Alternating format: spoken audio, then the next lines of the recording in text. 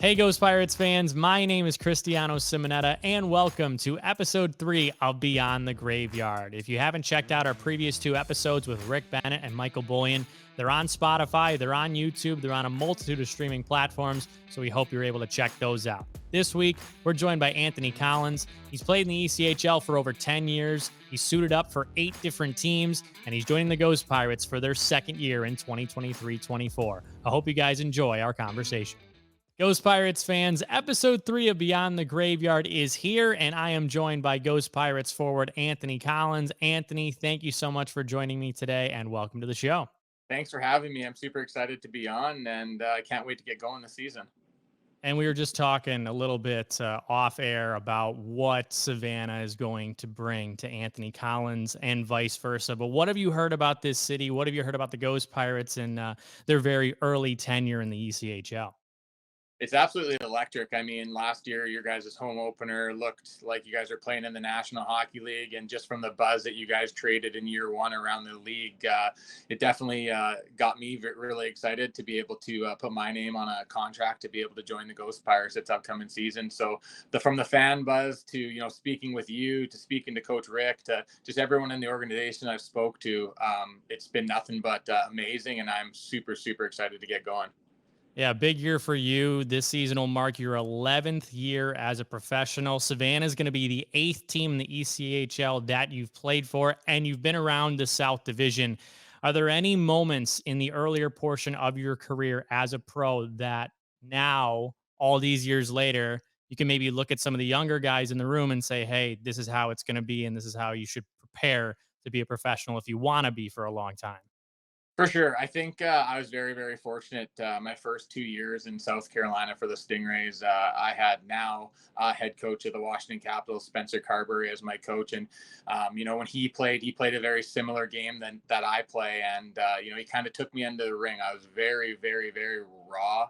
And he spent a lot of time with me, and just from off ice things to leadership aspects to my role on the ice to in the community, things like that. He really spent a lot of time and took a really liking to me, and so I can't thank him enough. For I say it all the time, I don't know if I would be having this career I've had now and this long without somebody like himself taking me under his wing. So he just taught me, every day you come to the rink, put your work boots on and go to work. And things that were non-negotiables that I was taught early in my career is, some guys are going to be better skaters, some guys are going to be better stick handlers, shooters, etc., things like that. But one non-negotiable is everyone can be a great teammate. So that's kind of something that stuck with me from the start, and I've kind of just rolled with it for the rest of my career.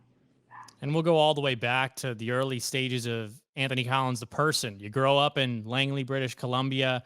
Was hockey always the plan for you? How did the game first speak to you? Were you on the ice when you were 2 years old, just right away? Were you a late bloomer? Talk me through your process of eventually becoming a professional hockey player. Yeah, I think I started actually just doing like little tot skates at the start. There's no sticks or gloves or any gear or anything like that. I was just trying to get the fundamentals of skating down pat. And then once my parents knew that I really enjoyed doing that, I got into hockey. And ever since like 3 or 4, I've just absolutely loved it. Lived and die by hockey, I always say. So I've been very fortunate enough. My parents have supported me all through my career, from being 3, 4 years old till still logging in and watching all my games now. So I can't thank them for enough for all the support and putting me in this great game. Who were perhaps some teams, perhaps some players, doesn't have to be in the National Hockey League, that maybe you looked up to and you kind of wanted to be like? Obviously, growing up in Langley, the Vancouver Canucks were our closest team. So I was a diehard Canucks fan growing up, but they've given me a lot of heart attacks over the years, and disappointment. So I've kind of now living in the States for the past 12 years. I've gravitated, sorry, to some more other teams that I like over here, and just players I've liked.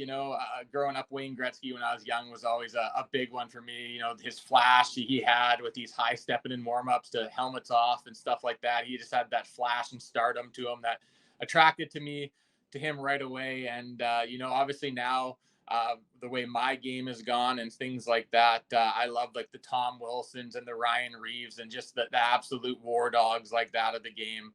So that's where kind of my favorite players lie now. The Jerome McGinleys, if we want to go back a little bit, guys that could kind of play in the trenches with you, but also those guys have the skill to hurt you on the power play or put one in the back of the net as well. So those are kind of my guys. I stick with the guys that dig in the trenches. No, that's a great point. A lot of the way your role has gravitated throughout your career, people may look at you when they see 902 penalty minutes and 479 ECHL games as all this guy does is fight. But the role of an enforcer, of a grinder, and I know that's how you like to describe your game, there's a huge misconception with just because he drops the gloves doesn't mean he can't be effective at the other end. Did you understand that at an early age growing up from junior now to pro and now even into your 11th season that maybe I don't need to drop the gloves all the time. I can still impose my will, like you said, in the trenches, in the offensive zone in a dump and chase game? Absolutely. I mean, for me, I mean, I've been doing it for so long now. I mean, I don't have jitters going into games anymore. Thinking about fighting or anything like that. That just comes nature. If I got to stick up for a teammate, I'm willing to do it at any time. Or the arena and the team needs a spark. Like that's just nothing on my back. I go into every game just thinking, hey, how can we come up with 2 points at the end of every hockey game? Whether that I'm going to be tenacious on the forward check tonight and absolutely enforce my will down in the corners, take pucks to the net, make their D look over their shoulders every time that they see, me coming, things like that. And not just that, just like make sure that everybody on the bench is engaged and ready to go, and have that enthusiasm and excitement that we want this. This is our game every single time we hit the ice that, we're ready to go. So there's just so many more things into it than just dropping the gloves that you can have such an impact on the game of just, playing hard, playing tough, being hard to play against. There's so many things that can impact a game more than just dropping the gloves. Yeah, and I like how you mentioned the post or excuse me, the pregame jitters. Um, how much of that do you think affected you as you were growing up? Because a lot of people that watch hockey don't understand that it's not just like it's a prize fight and you're ready and there's all this glamour to it. There really isn't anything glamorous about looking at the line chart and saying, all right, this guy's 6'6", 230. If he takes a run at one of my guys, it's a lot easier said than done when you have to prepare yourself mentally. But how did you handle those situations when you were younger? I just, early in my career, I think, I was always a guy that was staring at the stat packs, and I was like, all right, like kind of just like you said, okay, there's this so and so on this team and so on that team, and I'd kind of get nervous. And I finally just told myself, like, at the end of the day, this is just a game. This is, kind of in my head that helped me was what's the worst that's going to happen. I always tell myself, if you fight someone or something and you get punched and you fall, like, kind of what's the worst that's going to happen. And it's kind of just stuck with me that at the end of the day, it's just a game. Like, we're playing a little boys and girls game for a living. Like, you got to enjoy every minute of it. So there's no one sense in getting nervous before hockey games, and just really enjoy it. Like, this is the best job you'll ever have in your life. So just enjoy every moment of it. And I think once I got that fully in my head that I don't need to be nervous. Like, I belong here. Like, I can hold my own. Like, there's no need to be nervous. That after year 3, 4, it just was okay. Now, how can transition to how can I help the team win? How can Anthony Collins be an impact on this game? So at the end of the game, we have 2 points in our standing column. Yeah, and now into year 11, you come into a Savannah Ghost Pirates team that's going to be their second year as a franchise. So you are much, much older in the ECHL than the team you're even playing for. How did that process come about of you signing and eventually becoming a Savannah Ghost Pirate in 23, 24? Well, this off season, I'm very blessed that me and my wife are expecting our second child. So that's a super, super exciting time for us. And my wife's from South Mississippi. So we looked into, making the transition to playing somewhere a little bit closer to home so family could come for help and support and things like that. And once I kind of, flipped that on in my brain that, I think that we're going to have to make a move here down into the South Division and try to play closer to home. And, my agent got on the phone, and after my first or second talk with Coach Rick Bennett, we just kind of hit it off on, the things that he was telling me of the needs of the team and just the things that he thought I could bring. And I just thought we hit it off right away. And I said, like after seeing all the amenities and Savannah, the fan support to everything that the Savannah Ghost Pirates can offer, I thought it was a no brainer to be able to sign my name on that contract and join the team. Yeah, and how much has your family's support meant to you going through this career that is definitely filled with ebbs and flows, ups and downs? And it sounds like you have a really solid support system that'll be joining you in Savannah in a couple months here. Yeah, for sure. I mean, I couldn't do it without my wife and my daughter. I mean, they're my rocks. As you know,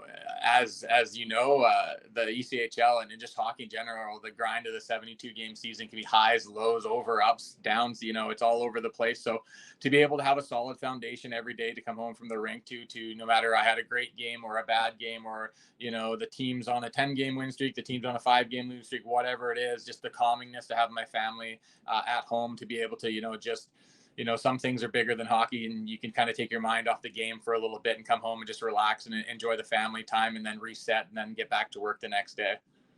So is Isabella going to be the biggest, supporter? Is she going to have the Collins jersey on? Is she going to be the loudest screamer at End Market Arena? What is her impact like when you know that she's watching you in the stands when you skate onto that ice sheet? Oh yeah, she'll have her favorite jean jacket made with my number and name on it. She's a huge supporter of me. She absolutely loves it, and I'm so glad that she's got to grow up in this hockey lifestyle. Even though sometimes it can be chaotic and crazy, I'm just so glad that she's been able to grow up in this life. Just in the fact that every year. I've yet to have a hockey season where 23 other guys on the team haven't taken a liking to her. So it's really like she's got 23 other uncles, on the team that want to play Barbies with her or throw around a ball outside or whatever. I've always had guys like been fortunate enough that just have always taken a good liking to her, and so she thrives in hockey season. It's her favorite time of the year.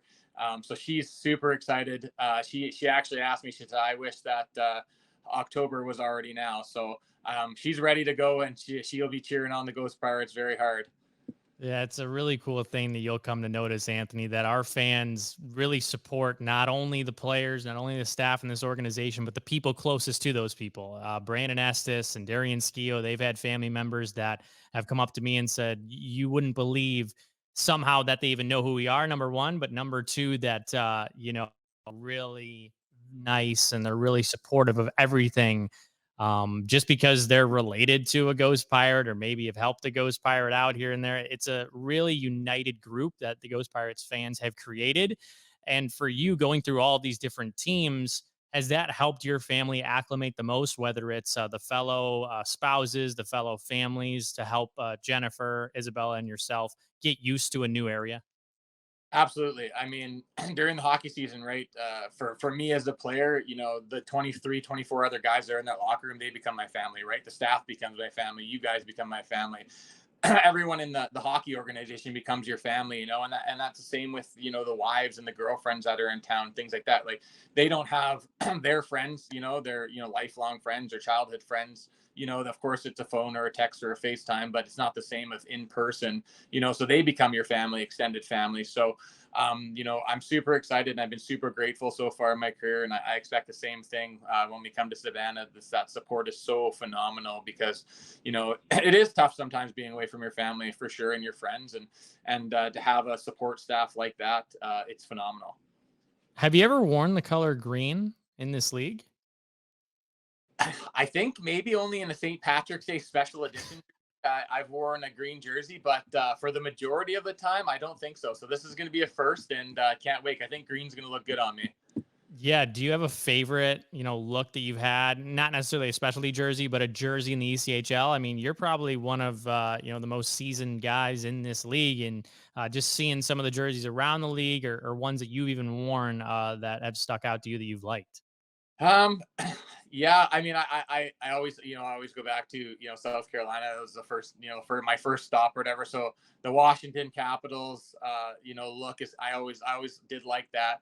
And then honestly, all the specialty jerseys that teams are coming out with these days, they just seem to get crazy and crazier every year. And they're always fun to play in those games and wear those crazy jerseys. And every year it seems to evolve more and more. So I'm excited to see what kind of specialty jerseys we got this year. Have you ever been to Savannah, Anthony? I have not. So, what have you, looked up or researched, or perhaps your family maybe? Hey, this is something we need to do as soon as we get to Savannah. Has there been anything like that? My wife really really wants to check out the downtown quarters, and just kind of mosey around, and she's big into going into the boutiques and stuff like that. And so I think the downtown area is going to be a first stop for us, and then of course the water. Get to the water. My daughter's been itching to get to the beach, to the water. She loves that lifestyle and that kind of thing. So those two things will probably be the first on our agenda to check out for sure. Well, you guys will be coming in October where, it's Halloween and this is a very haunted city. How do you do with the paranormal? Do you believe in ghosts? I guess you have to say yes since you are going to be a ghost pirate. But how do you handle that sort of stuff? Are you a horror movie guy? I'm a seasoned horror movie guy. During Halloween, I don't mind tossing them on. I think like I can't remember what network it is, but they do like a 15 days of horror movies, and every day there's some kind of horror movies. I'll check it out every now and again. I'm not into the too big of the gory, super crazy, out of this world ones, but I'll toss one on every now and again when it's getting close to Halloween to kind of get me in the mood. But for the paranormal activity is, I mean, there's got to be other people, aliens, things like that on this earth other than us, right? So you never know. I'm not a believer. I'm not a not believer, but I'll respect the paranormal, so they will respect me. We'll just say that. That's a very good way to look at it. All right. So, Mount Rushmore of horror movies for Anthony Collins. What are the four? The Scream ones were pretty good. Jeepers Creepers back in the day when I Oh my gosh. That it, was, I hate that one, man. That's terrifying. that one was good. The one that scared me the most was The Strangers. Um, I'll see what else on there. Honestly, those couple are probably the ones that stick out in my mind a lot. Yeah, I was born in '96, so I'm a little younger than you. But yeah, Jeepers Creepers, I remember seeing that, and just the ending, the song. I can't do stuff like that. I was just like, I'm gonna be traumatized for the rest of my life. Yeah, those. I think that one sticks out to the most of me because when that one first came out, I remember like having two or three of my buddies over, and we threw it on the TV, and it was dark in the house, and I remember just being like, "Oh my gosh, like what is this?" And it frightened us quite a bit, and so that one sticks out in my mind quite a bit. Going forward is probably one of the top movies that gave me a little bit of night terrors. And I guess that is a good segue into maybe your play on the ice could be frightening to some, but as we've, talked over the last 15 minutes, you don't seem like a very scary or intimidating guy because, hey, it's not just about dropping the gloves. When you mention guys like Jerome McGinley, Ryan Reeves, guys that are widely regarded as very nice individuals, I've had the chance to meet both of them and work with both of them at separate times. Do you think there is a relationship between enforcers and that persona just washing away once you step off the ice? Because, like you said, there's more to life than just a game. And it seems like you've done a really good job of not taking your work home with you, with your family, and especially how you deal in the media and the community. Yeah, for sure. I mean, at the end of the day, like I'm going to do my job on the ice, and sure, it's a physical style of brand that I play. But as soon as I leave the rink, it stays with me at the rink. Like I honestly, it's great. I don't think I've ever been in a street fight in my life with your fight outside of hockey in my entire life. I just leave it at the rink, and I think that's the best way, mentally to play the game because it can be taxing on your mental capacity a lot of the time. So if you can get one of the biggest tips I tell young guys is if you can get in the habit of being able to leave the game at the rink, it's just so refreshing because the season is long, the season is a grind. So if you can leave the game at the rink, and every day can just refresh, it honestly makes the 72 games go by a lot easier on the mental capacity for sure. And for you, the last time you made the playoffs, 2015, you've played on a lot of teams in this league. I know one of the goals in mind is a championship in Savannah. This club missed the postseason last year. In your 11th year, how much does that motivate you to not only come here, make an impact off the ice, but also on the ice and get this team to a place where it really hasn't gone before? Yeah, for sure. I think just talking to everyone in the organization and things like that, and players and such, the goal is to get into the dance, right? You want to get into the dance every single year and give yourself a chance to win, right? That's why you train so hard in the summertime. That's why you grind so hard during the season, is the chance at the big trophy at the end of the day, And obviously, playing in this league for as long as I have, I've witnessed firsthand how hard it is to win a championship in this league, with the grind in this league and the turnover in this league and just everything about the ECHL. And so I think it honestly is one of the hardest trophies to win. And I even say that over the Stanley Cup, or even the Calder Cup, because, guys in the NHL aren't, playing 3-3s, and they're not playing 4-5s, and, they're not doing those things. So I just think the grind to win the Kelly Cup at the end of the year in the ECHL is one of the hardest trophies to win. And this year I'm going to do everything I can to give ourselves the best chance to win a Kelly Cup this year. And is there any previous connection with guys that you've played with on other teams, or maybe you've crossed paths with, that you'll be suiting up in the same jersey this year? Honestly, it's kind of like a fresh start. Playing for as long as I have, I know a lot of people.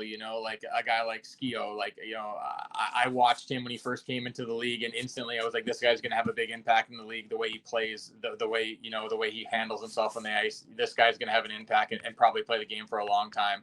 I almost, people laugh, but I'm kind of a hockey geek, and I would say minor hockey league geek, because the American League and the ECHL I follow so closely every day. My ticker's going off in elite prospects every time a signing's happening or something like that. So I'm kind of a geek like that. So I do know a lot of guys in that will be suiting up with us this year. But maybe not on that personal level of playing on the same team as them, but against them, or same division of them, or things like that. So I'm super excited to get going and firsthand shake everyone's hand and get things going for sure. Yeah. So do you watch other ECHL games and other, American League games when you're not at the rink? I do. I follow, especially our league, closely. I like to know what's going on all the time. I like to know, I study a lot of people, especially, in the fight department, especially. I want to know, is this guy lefty? Is he a righty? Is this guy, does he shy away when you get in his face? Does he, I want to kind of know, or, for example, skilled guys on other teams. Okay, if you really lay the body on this guy all night long, does he disappear? So I like to do my homework, right? Like, this is a job. It's professional hockey, so I try to take it as seriously as I can, and give myself the best edge and advantage to be able to, at the end of the day, come out with 2 points at the end of every game.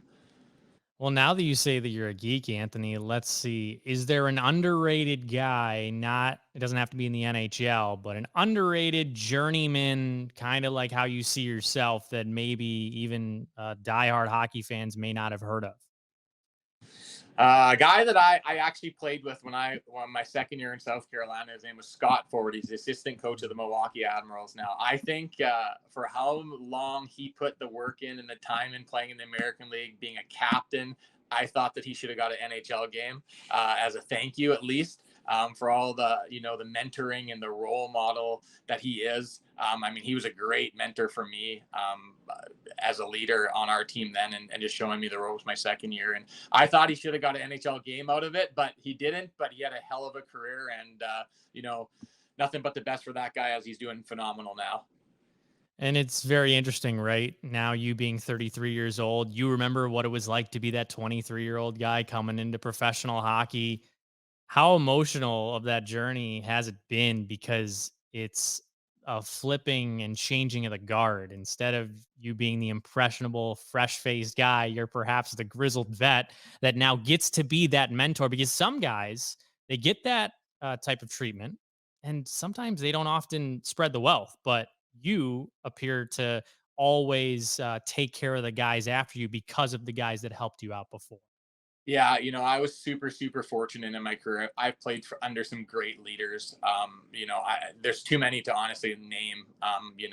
And so I've always tried to take a little piece of something that I thought that they did really well in the leadership aspect, and take it with me.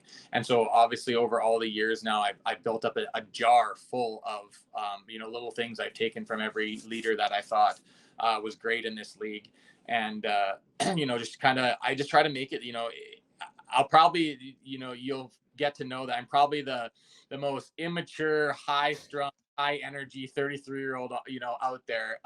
I love to keep it loose with the guys, but I also love to, dial it in when we need to focus. And I just think that you can't, remember being that young guy in the locker room and being nervous and things like that, and how these guys just made it so much easier for me to play and become a professional every day by taking me under their wing and just sharing their experiences with me, telling me, hey, don't worry about that last play, shake it off, you're going to go get the next big goal for us, or something like that along those lines, to make them feel a part of it, because it can be nerve wracking, it can be super intimidating for young guys stepping into a fresh locker room, or their first or pro game or first pro season. So if you can help those guys along the way to be able to play the best of their abilities and feel comfortable, then you're doing your job right. Very well said, Anthony. Well, before we let you go, we usually like to ask some of our guests, what's one thing that Ghost Pirates fans should know about you that's perhaps not even something that you tell everybody? Do you have a unique hobby? Do you do something that, maybe people that look at Anthony Collins think there's no way he's a ballet dancer? But is there anything that, you like to do away from the rink? You said that you're a hockey geek, but is there anything else there? Yeah, I like to golf. I'm big into golf, and I like to fish. So they're two things I really like to do. And for Ghost Pirates fans, one thing that you probably wouldn't guess about me from my actions on the ice is I'm just a big kid at heart. I'm, like I said, I'm real easygoing. I like to laugh and chum it up with the guys, and just a super big kid at heart. And my play might not realize or act in those actions, but at the end of the day, I'm just a big kid loving to play the game that I love. Well, Anthony, plenty of golf courses, plenty of places to fish here in Savannah. We're really looking forward to having you in a Ghost Pirate sweater. Thanks so much for doing this. Thanks for having me on. I can't wait to get going. Thank you for listening to this week's edition of Beyond the Graveyard. Have a question for the Ghost Pirates? Send a direct message to our social media channels or email info@ghostpirateshockey.com. We'll see you next time.